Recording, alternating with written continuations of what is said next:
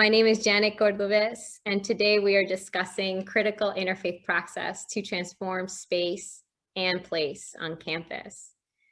For today's conversation, I want you to feel like we are in each other's home. Those barriers, those walls can be down, and I want to invite you into my living room. You are welcomed here. From my Catholic upbringing, my Cuban culture, and my Christian roots, I am called to hospitality and have a heart of service. I'm the person that you visit and stay with for a while, actually sometimes never leave, because the café con leches and the cortaditos, they never cease. They're always available. So for this reason, today's conversation is about expanding our ideas and transforming our thoughts and learning collectively about interfaith cooperation. So pull up a chair, get cozy, and stay a while.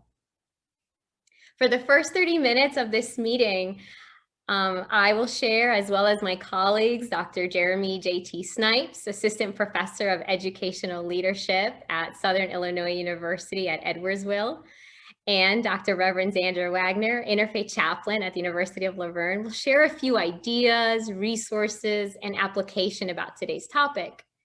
After framing today's conversation and sharing a few pieces of wisdom, we'll open it up for conversation to the entire group. And we'll ask that you use the chat box feature or raise your hand and I'll call on you. This is really to just minimize interruptions of thoughts and allow everyone to share their voice in the space. Until then, so just for a few minutes, please remain muted, as this will minimize feed and allow everyone to listen in and fully participate. I'd also like to let you know, and I'm so grateful that we are joined by a closed captioner today who will be providing live captioning throughout the webinar. If you'd like to view the closed captioning, please select the CC button at the top of your screen. You may adjust the caption sizes by clicking the closed captioning button and then the subtitle settings. Lastly, if you experience any tech issues, please send a message directly to my colleague, Hannah Minks, who is assisting with tech today. Hannah, can you please say hello in the chat box? Again, welcome. My name is Janett Cordoves, and today I'm joined by two colleagues and friends, Dr. J.T. Snipes, Assistant Professor of Educational Leadership at Southern Illinois University at Edwardsville, and Dr. Reverend Zandra Wagoner, Interfaith Chaplain at the University of La Verne. Thank you for joining me for today's topic, Welcome Home, using critical interfaith praxis to transform space and place on campus. I'm grateful for the conversation that is about to unfold. I'd like to take a few minutes to frame today's conversation and share a little bit about me and how I see my work in interfaith leadership and cooperation. Creating a home on college campuses isn't always an easy task, and less so for those who are marginalized and ostracized. The field of interfaith cooperation has at many times privileged the experiences and ideologies of dominant religious, secular, spiritual perspectives, leaving out individuals who don't identify as white or Christian. Creating a home looks and feels differently depending on your identities and what you've been socialized to look for. For example, although Christian, I'm also a first-generation Latina college student. And so when I arrived at my college, it wasn't the professors or classes who welcomed me and brought me into deep engagement, although many faculty do that. It was the Department of Residential Life, the Latin American Student Organization, LASO, and eventually my sorority, Lambda Theta Alpha, that created these spaces and had discussions about values and beliefs. And I trusted them, and I felt welcome there to really discuss these topics. It was in those culturally and religiously diverse, vibrant communities that I began to ask questions about my personal convictions, started reaching across lines of religious difference, and developing my interfaith leadership skill sets. I didn't know it at the time, but that's what I was doing. It wasn't necessarily a place, but a feeling, a smell, a smile, a vibe that made this specific area of campus feel like a home and cultivated a space for deep engagement with the things that really mattered. As we think about today's topic, critical interfaith praxis to transform space and place on campus, I want to clarify what I mean by critical. I think when we hear the word critical, or at least how I've seen it personally used as a tool in various academic spaces, is that it's used as a tool to bring a conversation to a close, and at many times at the expense of the presenter. This is now how I am defining it today. Today, we're using critical questions and comments with the goal of expansion, expanding the conversation. As Freire discusses in The Pedagogy of the Oppressed, we are to move what we have taken as norm and question it and see it through a different lens, and then take intentional actions, the praxis, the application to transform society. For instance, have you ever started a new job and your colleagues or supervisors say, "We've always done it that way"? I know I have. Well, that's what we're breaking open today. And as Pema Chodron, American Tibetan Buddhist, discusses, it is in the breaking apart that we're able to come back together anew. Today, we're filling the interfaith conversation with models and frameworks that center the voices and experiences of those who are Black, Brown, Indigenous. And I thought, who better than my colleagues JT, who recently co-edited, remixed, and reimagined Innovations in Religion, Spirituality, and Interfaith in Higher Education, with another brilliant friend and colleague, Dr. Sable Manson, and my colleague, Dr. Reverend Zandra, an ordained minister in the Church of Brethren with a PhD in religious studies, who serves as an interfaith chaplain and is furthering the university's commitment to diversity, community engagement, ethical reasoning, and the development of the whole person. Who better to have this conversation with them two, and then with all of you. So let's break open a few ideas, and let's help transform our society by engaging and reaching across lines of religious, spiritual, ethical, and philosophical differences. JT and Zandra, it is great to have you.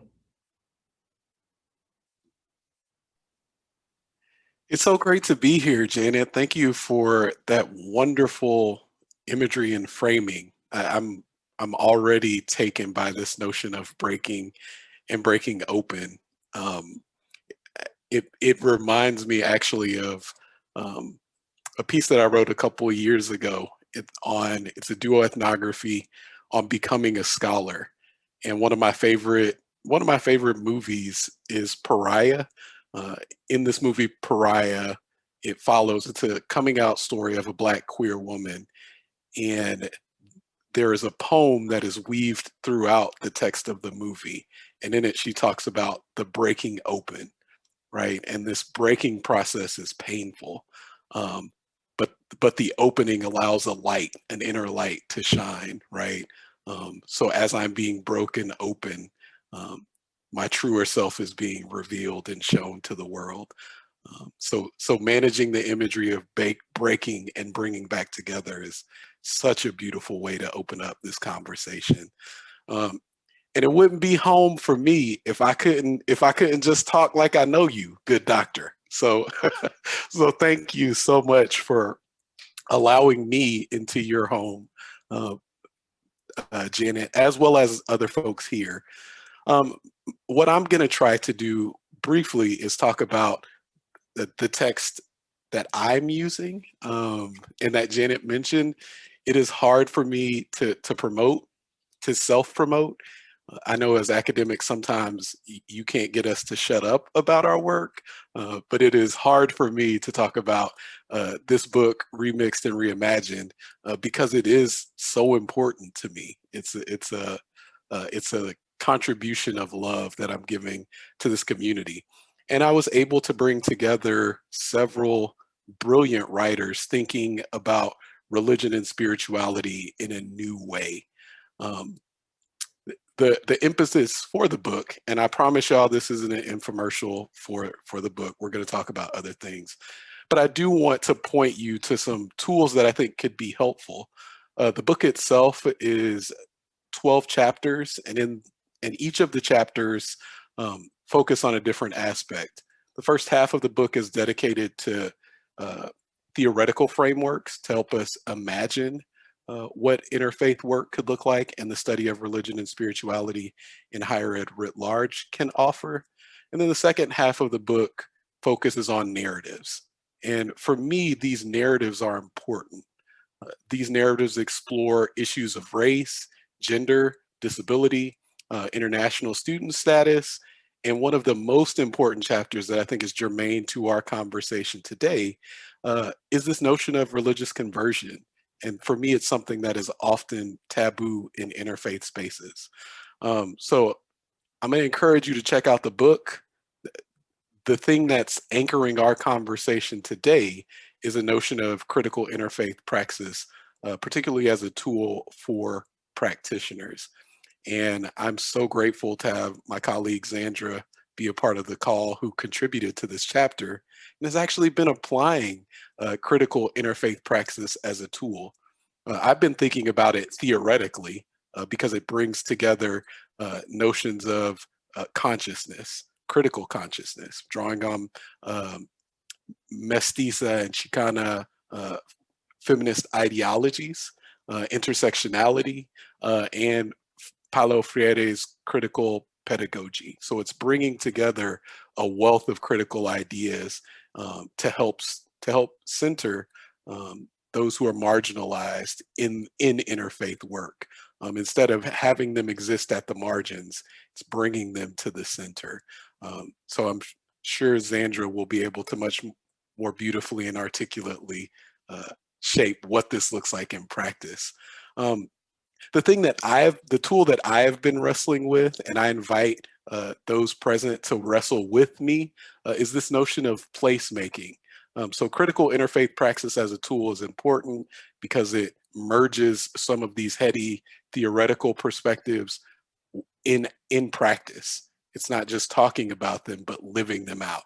So this notion of praxis is critical because theories are only as useful, for me at least, coming from an educational background, as they are in application. So if they don't work in the real world, if they only work in our minds, they're limited utility to me as a practitioner.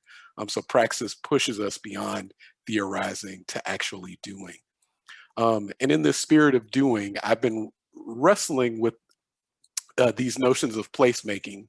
So Antar Tikavatunda has an article that just came out recently around Black placemaking. And what I want to invite for our conversation are some of the components of placemaking for Black students and thinking about them in an interfaith context. So Antar lists these 5 ideals as the dynamics for placemaking. And really quickly, I don't want to be get in too heady of a bag, but there's a difference between place and space, and there is contention. There's much contention around these terms. When I talk about place, it is a space, which space is the physical place that we occupy. So there's physical space and then place, and space becomes place when we imbue it with meaning. So thinking about how the Office of Religious and Spiritual Life is not just a space on campus to talk about religion and spirituality, but becomes home. How does this space become a place and a home for students? So this is where I turn to Antar's work because I think it can spur some ideas. And in placemaking for Black students, Antar invites us to identify Black places on campus as dynamic and rich sites of study. So that's the first thing. Black placemaking examines the labor of stakeholders to create and sustain Black places on campus. So oftentimes we assume because we create a Black student union or a multicultural affairs office that it automatically becomes a place for Black students. But what Antar's framework invites us to think about is that it takes labor to maintain a social place on campus. And how have we analyzed the labor of the stakeholders who are sustaining and creating these communities on campus? Antar also invites us to analyze how Black students co-create Black places to meet their needs and desires. So oftentimes we assume that if there isn't a physical space on campus for these groups, then it doesn't exist. But one of the things I want to push forward and have us grapple with is that these places exist. How are we accessing them? Or are we aware of the places? Because on my campus as an undergrad, there was definitely a Black spot, but it wasn't institutionalized. So how are we aware of the places that already have been made on campus, that are already meeting their needs and desires? And then the fourth, there are two more.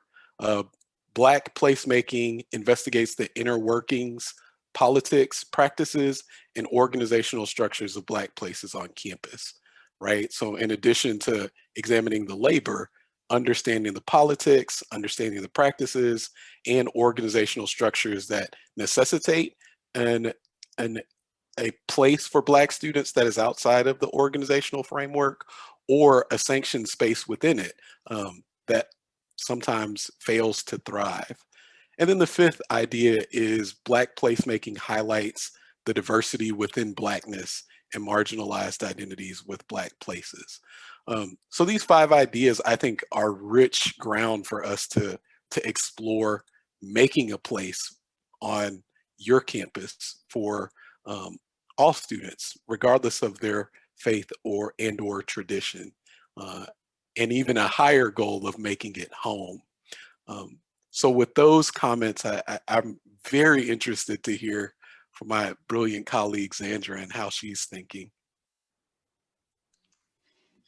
Thank you, JT. Number one, it's just really wonderful to be here in this conversation with you and with Janett and everyone who's joined us today. And I just want to say, I also want to just have a moment to say to Janett, thank you for that breaking open metaphor. I often tell students, it's good to walk around in this world with your heart broke open. It's a place where a lot can happen. So I'm just appreciating that idea as we're thinking about welcome home. And then JT, I'm hoping some of what I share in terms of the practical co-curricular side of some of this work, especially I have a quote I'm going to share from a student that I hope can then, we can talk more about placemaking. So part of what I'm wanting to do is, so there's a chapter in JT's book that we've mentioned, Remixed and Reimagined, a chapter that myself and 5 other colleagues at my university contributed to. And it's based on some research that we did with our students who are actively involved with multi-faith work, and specifically talking with students of color. And so we learned a lot through that. And so the chapter in Remixed and Reimagined is sort of the theoretical grounding of what we learned. And then we've published elsewhere kind of the practical side of it. And I'm going to spend a bit more time on the practical side. And there's more, but I'm just going to talk about 2 pieces. So the first connects the theoretical, and JT and Janett have already alluded to this. Oh, and I also want to say just ahead of time that what I have learned is if I'm hoping to cultivate an equity-minded, multi-faith campus that is multiracial, multicultural, and inclusive, that there has to be intentionality in actually creating that space. Because if not, it will simply replicate whiteness, heteronormativity, it'll privilege Christianity, and particularly white Christianity. So my North Star here is creating home places where individuals can be present in authentic ways without having to sacrifice or ignore essential parts of their identity. So one thing that we learned from our research with our students, and I should just mention, I serve at a Hispanic serving institution, and we're a multicultural serving institution as well. One finding is the significance of integrating critical theories into multi-faith learning. And when I say critical theories, what we were thinking of, but it's not exhaustive, are things like intersectionality, Black feminist thought, critical race theory, some of these theories that are helping students imagine being in in-between spaces or spaces of ambiguity, like mestiza consciousness, thoughts about margins from bell hooks. These critical theories really do assist students in noticing and analyzing, opening space to see how race and class and gender and history and colonialism all have an impact on interfaith spaces. And so when we do trainings with our interfaith student leaders, we introduce these ideas. When we do Interfaith 101 workshops for our campus community, we integrate some of the ideas from these theories. In my dream world, every student on the curricular side is getting this knowledge in their academic curriculum so that I can reference it and reinforce it in interfaith work. But for now, I do some of that introduction. And for those students who become leaders, that the hope is that that is deepening and expanding so that then as they are creating interfaith spaces for their peers, that they have that consciousness in mind. And I just want to say one more thing about this. IFYC's Interfaith America media blogging space, sorry if I'm referencing that incorrectly, one of our alumni students recently wrote for that site. And I was so delighted, right? She's an alumni. I wasn't part of her writing, but in the piece, as she was writing about her work with doing community organizing around farm worker, anyway, lots of activism, she was referring back to her time at the University of Laverne and how important these theories of intersectionality are in her work today. And that's such a win from someone who is trying to create spaces where people can learn the complexities of religion and spirituality and secularity in interfaith spaces. And it also helps students really make sense of their own complex and contradictory experiences that come with being minoritized or marginalized. So I can't say enough how it's theoretical, right? The theories are theoretical, but to let them land in interfaith spaces is really, really powerful. So that's the first thing I wanted to share. The second thing we heard from our students is that the students we interviewed regularly referenced their family, race, and ethnicity as significant and strong influences in their life as they're navigating their worldview, identity, and interfaith spaces.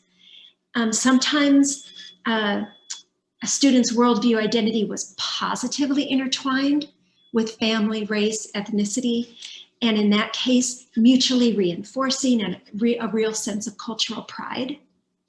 Other times, the deep connection between these identities caused great tension and alienation, especially if a student's worldview was shifting away in some way from their family's spiritual grounding, or if they were discovering the ways that their spiritual worldview, or worldview in general, was imposed on their cultural community through slavery or colonialism, right? So in this way, it was a hard connection, but there was a consistency of making connection between worldview identity and family and racial identity, even if they were positively or negatively or tension was there. And are part of navigating worldview identity. So one of the things that we've thought about very carefully and are trying to integrate into our work at Laverne with our students is, maybe you've heard of this approach called community cultural wealth. It's a basic mindset of what are the assets within a cultural context. And so bringing that lens into interfaith spaces is super important. And let me tell you why. Well, I mean, who am I? But what I've seen. There's a habit within the places of higher ed to really want to encourage our students to self-author their worldview. And it's kind of seen as a value, as something to really strive for. And it connects up with white cultural normative values of individualism. And this puts, so I don't think it's actually helpful for white students either, but I know for sure it can be very damaging to students who are in minoritized or marginalized communities to experience this deep break with the very communities that are their assets, their networks. And so we've, in the work that we do in creating places for interfaith engagement, it's also looking at cultural assets, even as they may be moving away from or questioning certain beliefs or practices. It's the encouragement to find connection, not disconnection. And a key strategy there is this creating spaces for counter stories, for stories that are not the normative story around religion and race and class and sexuality. And some of those spaces we do that in is at our diversity retreat. We have a program where it's a lengthy diversity retreat. And because worldview diversity is woven in there, along with other identity explorations, then we start seeing these intersectional multi-faith stories getting centered. And we try to do that in our interfaith trainings as well, just like Interfaith 101. How can we get people to see the multiplicity that exists within their own worldview context? So I want to share a quote from our study. This is a student who is Latina. She grew up Catholic. She's now a humanist, atheist, and her family, her family in particular, was worried. They didn't want her necessarily talking to her siblings about her interfaith and humanist values, and that felt very alienating to her. And so here's part of her university experience is navigating her family. And this is near the end of her university experience. And I'll just read this. Last week I was at home and I found myself thanking my grandmother for raising me in the Catholic tradition that she did. It was like my inheritance, and we were so giving, like our family growing up. We would house newly immigrated folks. We fed them. It was like we were always serving our church community. I learned to serve through her. I learned to host through her, to learn to make people feel welcome and give back their humanity. And there's no words to really grasp the depths of that, but it's something that I learned to see. I don't know why I'm so emotional right now. Seeing my grandma and everything she did for our community and what my grandpa did for all of us, our lives, that inspires me. That's the kind of thing that motivates me and inspires my personal belief, this idea of humanism. This is her, truly, a welcome home for herself inside. She was placemaking. She was counter storytelling until it became her center. So whatever we can do to be able to assist students in connecting the pieces with their story, and I want to make a case for doing this with white students as well. But and the last thing I'll say before we just open this up is some of the key ways. So some ways we do this is we bring a guest speaker in who has multiple identities. And so we can all learn from that, hear someone else's story. And another strategy that I have found so meaningful is when a student has a question and trying to make these connections, or doesn't know that, hey, in the Black community, there's actually this whole discourse called Black feminism or womanist theology. Let me tell you about it. Do you want to learn about it? Oh, you do? Great. So why don't you and I, we'll learn about it, and then you can turn around and teach this to your peers.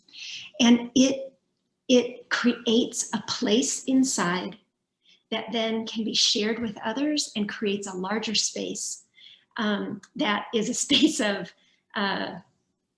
resilience and some resistance to the larger dominant narratives. And I think I'll stop there and turn it back to Janett. JT and Zandra, you've given us all so much to think about as we have broken open some of our own frameworks and ideas, or even how we're outlining future programs or curriculum, and we're filling it with ideas of intersectionality and multiplicity and the laboring to maintain a space and the co-creation of spaces and places and what that means. And as we think about critical race theory, and we think about community cultural wealth and the aspirations and the hopes and the visioning, right? The joy, that being the narrative, that being the empowerment of all of our students, because these are frameworks that work for all, but in centering the voices that at many times have been left on the peripheral in interfaith work. I just want to take a pause and let us all reflect on what we've heard, take a collective breath, and then would love to hear how these thoughts are kind of sitting with you, resonating with you, or questions that you have that you want to hear more about. So let's just take a collective breath. I'll give like 60 seconds of silence. You can kind of process and look through your notes, and then we'll open it up.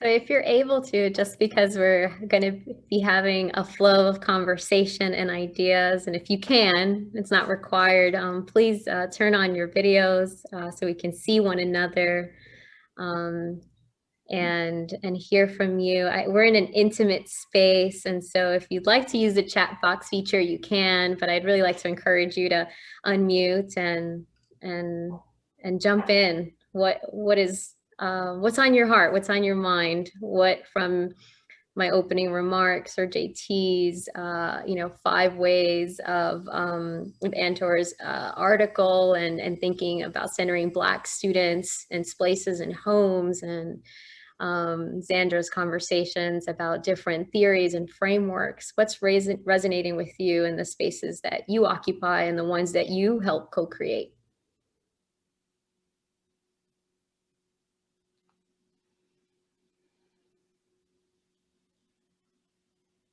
And I'll just invite you, since it's an intimate space, you can just unmute.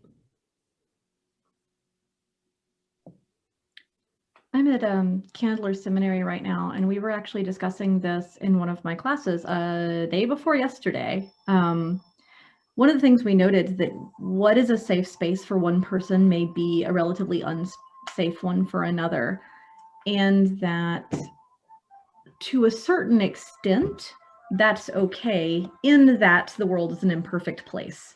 We were specifically referring to accessibility. And one of the things that I have found, I apologize for the video game noise in the background, by the way. This is my 3-year-old who helps me with my classes. One of the things we were discussing specifically were forms of accessibility and how that makes my space either safe or unsafe. There's a significant difference between how safe I feel taking one of my very close friends to a space with a very intentionally built as part of the architecture ramp with a comfortable steepness that we can get up, versus one which is clearly hastily built and tossed onto the side, where the doors are wide enough for his chair versus one where they are not. And what makes that feel safe, whether or not his needs were thought of with intention and care. And I'm just using that as one example, but that's one of the ways that I've noted whether a space feels safe for some of my loved ones or not.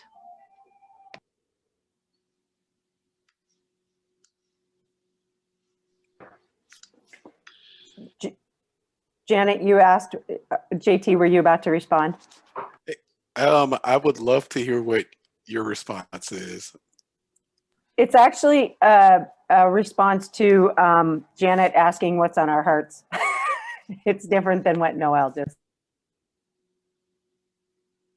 I have a quick response to Noel's comments because I think you're eliciting some important things.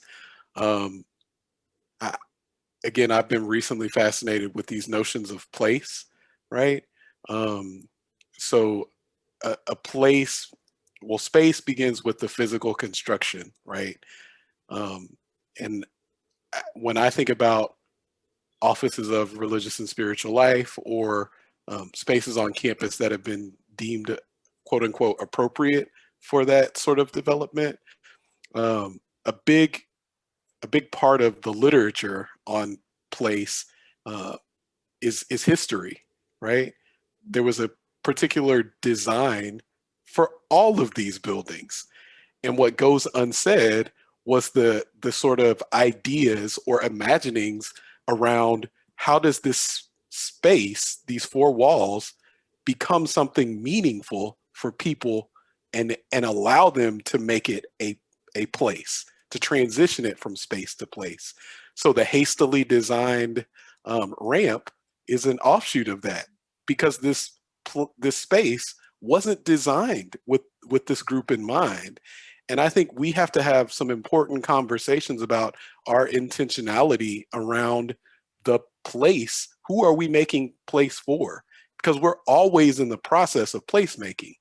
Space is negotiated, space is contested. And who are we preserving the space for, right?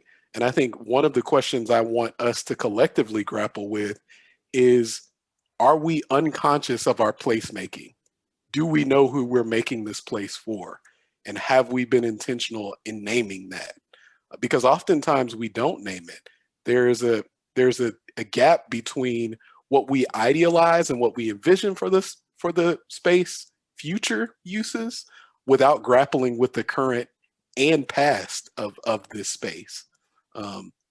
Because those legacies live on. It haunts these places, right? So I think we have to be intentional about thinking not only future oriented, because it's nice. I know when I talk with well-meaning racist friends, right, they will say, oh, the future is going to be better because the dream of Dr. King, we're all going to come together. Black children and white children will be holding hands. It becomes easy to push off the hard work that we have to do in unearthing those histories and grappling with our complicity in placemaking for those who are privileged. Now, it's not easy because resources, use, these institutions are spaces designed to propagate racism and white supremacy. And particularly within Christian spaces, Christonormativity. Like, that's what these spaces historically have been designed for. So until we do some serious grappling with that, then it's never going to be a place where Black Muslim students or queer Christian folk can come in and feel at home. I think your point about like co-creating, right? Like students on their own at times, many times, create that black spot Muslim convening, right? We hear about it in different nooks. And now I'm not sure how that shows up in digital spaces, but you know, digital communities as well that end up being created by those that are feeling the marginalization and feeling the alienation, but not in partnership with those that have the allocated resources. You know, if we ask, you know, our chaplains or our faculty, like how many Black Muslims, Latinx Muslims, Black Jews are a part of our interfaith conversations, you know, we could just do a self-audit and then we can think, well, why is that? Have I gone to other spaces? You know, and in my opening remarks, I shared that the places that I talked about beliefs and conviction were within Latin American student organizations and within my sorority. And so have we partnered with those groups on campus? Have we partnered with those faculty members on campus, with that department chair? Have we gone to their spaces instead of inviting them to ours that were intentionally, maybe not unintentionally and intentionally created, not with them in mind? So what can we do? If we just do a self-audit and have that realization, what can we do differently?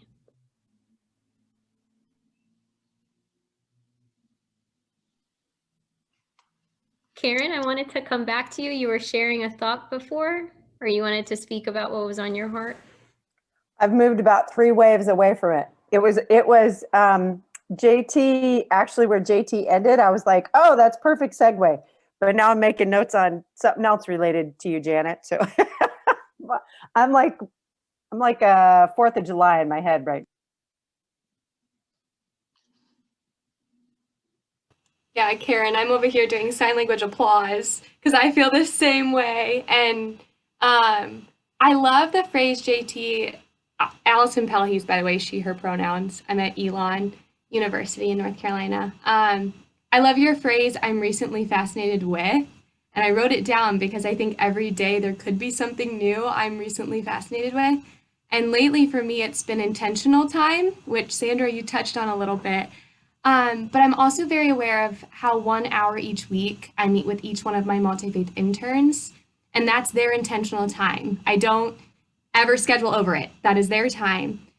And I'm struggling to know for my one Black female intern who has a troubled experience with the Christian tradition of her parents, how I make this office that she sits in each week space and a place. I'm struggling to know how to use both of those terms because all of you have blown my mind about those terms. But make it a space for her to be able to explore. So perhaps maybe what questions to ask, and crafting this space for her to use as she can, knowing that I'm a white woman with loads of privilege who's also Christian, staring back at her.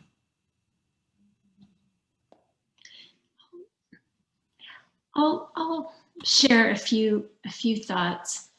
I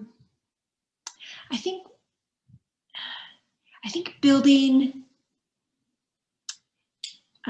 Sorry, I'm having about 5 thoughts going through my mind.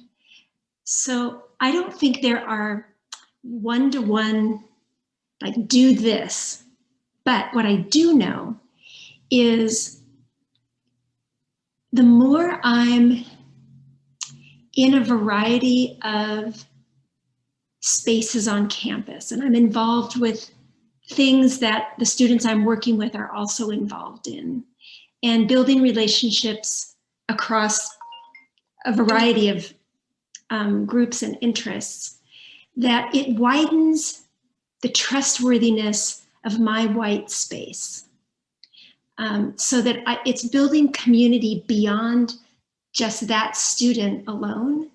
It's building connection with the ecology of the campus, so that then when something happens that was a bit jarring, say at a lecture or a community event.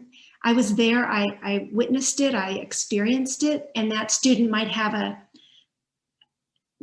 try this risky thing to share this thing with a white person that she or he or they don't know if they can trust. But then maybe there's a moment where that person felt seen and heard, so they'll try again. Those are some thoughts, but there's other wisdom in the room, I'm sure. I would just add very briefly that the student has committed to this space. And I think it could be useful. You all are already co-creating something, and asking explicitly about cultural reflections in the space, and lead with what you know, right? Because oftentimes the task is, as a Black student who spent a lot of time in offices of religious and spiritual life, I would get questions lovingly asking, how can we get more Black people to be here? And it's like, this is a weird situation for me because there are lots of things happening, but it would have been helpful. What I envision would have been really helpful for me is to say, here's what I know about Black spaces on campus, right? And doing some assessment work prior to having that conversation about, what do you notice? What do you see? What about Blackness is reflected in this space? And then inviting the student to provide some critiques on where you're pushing and what you notice. That's also very risky. I want to name that at the outset. There are lots of ways it can go wrong, but we are so anemic in our conversations around race that we just got to do better. One of the frameworks that Zandra talks about was a mestiza consciousness, and that has a portion of the work focused on our internal struggle. And I'm wondering, as JT in particular and Zandra in particular, as you went to maybe shift these pedagogies, shift your spaces and places, what were the obstacles internally and that you received from your campus partners and or teammates and or chair or department? It's a question that came through the survey that we sent out in registering, and I want to see if we can tackle it a little bit as a group.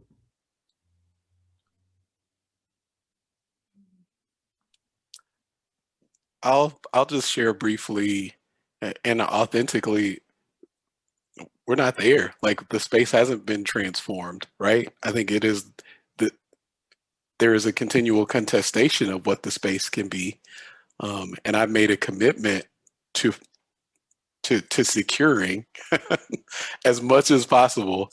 I talk with my dean about, we call them marooned spaces, right? So the institution, I love, if you talk to my students, they will tell you about plantation politics and how I talk about the modern university is still steeped or constructed through plantation politics.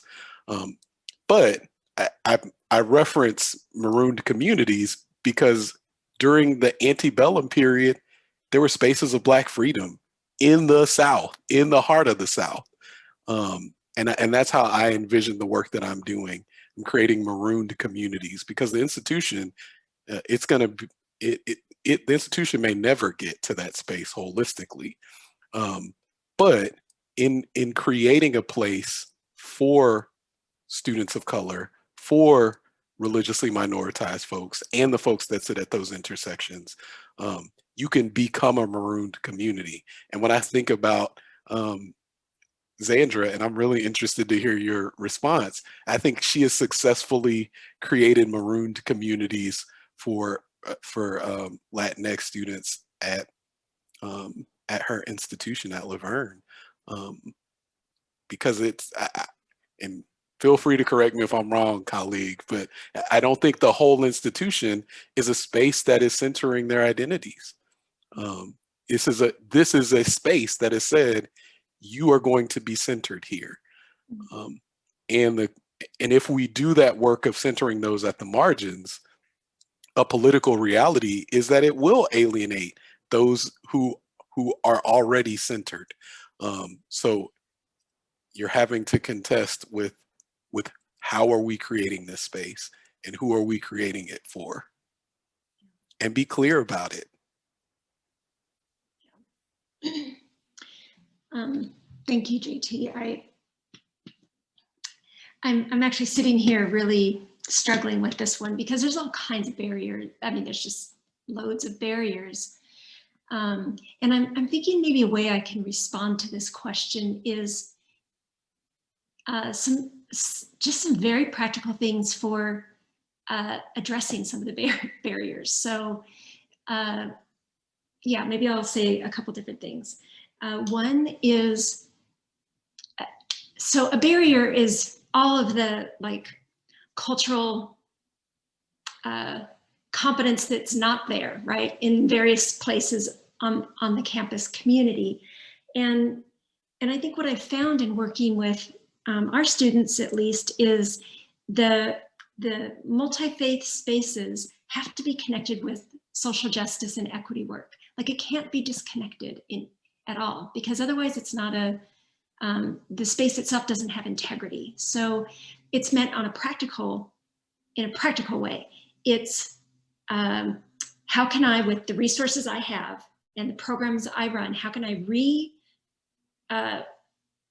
reimagine some of the resources I have in ways that if I have these internship potentials, great, I'm gonna go find some interfaith activist organizations, and those are the ones I'm gonna develop partners with so that our students can have the experience of doing community organizing through a multi-faith lens.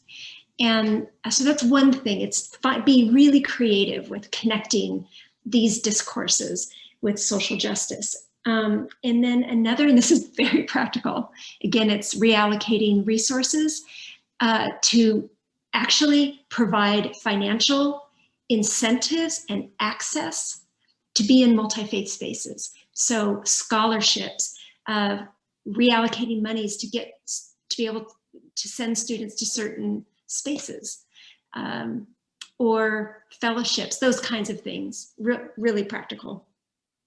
And the last thing I want to say is, this is more of a story. Do I have time? Nope, I don't have time for a story. I do? Go, okay. So we accidentally, maybe 12 years ago, the university planted sacred sage on our campus for our local Indigenous community. We didn't know it was sacred sage, and there is a very sacred way to care for it. And so you're seeing right there, like, the university had the privilege to not know this information and planted the sage. And every time we were cutting it back and composting the sage, we were adding wounds to an already very long and wounded history. So once I was educated and we could open up a conversation and do some restorative justice work with our local Indigenous community, I mean, things unfolded from that, but still there's it because we're working it through an institutional context. So what's happened is now our community, our Indigenous community comes in once a month, and we do sage cutting and blessings together. And it's just this incredible opportunity for our students and community, especially for those Latino students who want to reconnect with their Indigenous connections, right? So there's beautiful things that are happening in placemaking. Wow, we're building a new building, and because of our relationship with the Indigenous community, they're coming to help us bless the space. And they with their own agency are saying, we want to do that.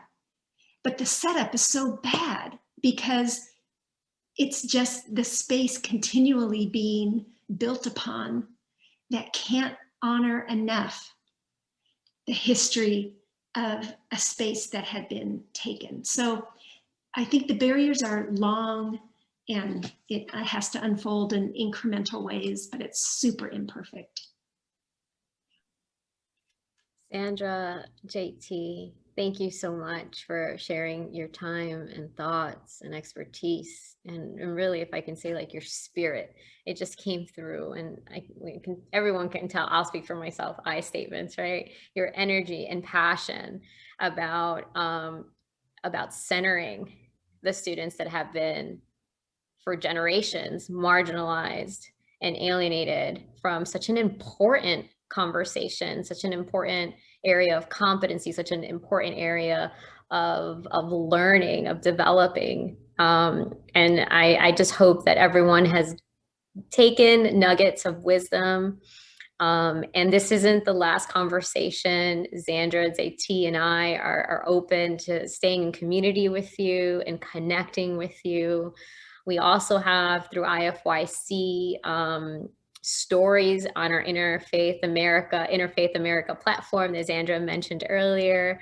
There'll be upcoming webinars to continue engaging in these types of conversations. There will be a follow-up email with these resources and links, and you'll see some of them in the chat box. And there'll also be a survey. You know, we want to know what was missed, what can we do better next time, how can we expand this conversation even further. So I just want to thank you all for your time and for being at home with all of us and sharing your thoughts. As things continue to resonate, I know I'm an internal processor, and so I have lots of notes and thoughts, and some things will resonate with me tomorrow and Monday or Tuesday of next week. I encourage you to reach out. I encourage you to reach out to me, to Zandra, to JT, and anyone at IFYC to continue thinking about your spaces, your places, and how to break them apart to make them anew and to make them better. Thank you so much for your time today.